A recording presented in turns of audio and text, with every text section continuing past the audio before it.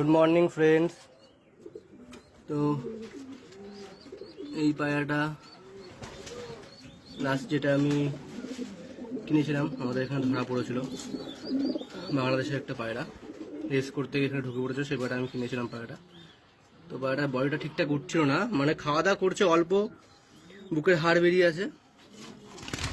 ওই জন্য সকালে আজকে আমি ওকে 7টার সময় একটা ড্রম পিল খাইয়েছিলাম। এটা হচ্ছে কৃমির মেডিসিন, একটা ড্রম পিল খাইছিলাম। ভাবছিলাম যে কেন পায়রাটার এমন হচ্ছে, যে ড্রম পিল। তো ওই দেখুন, তারপরে এখন মোটামুটি বাজে 8:30 মতো, 8:30-9টা বাজে।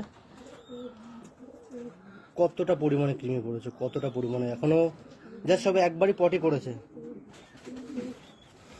সকাল এখন, তো এখনো আর করেনি।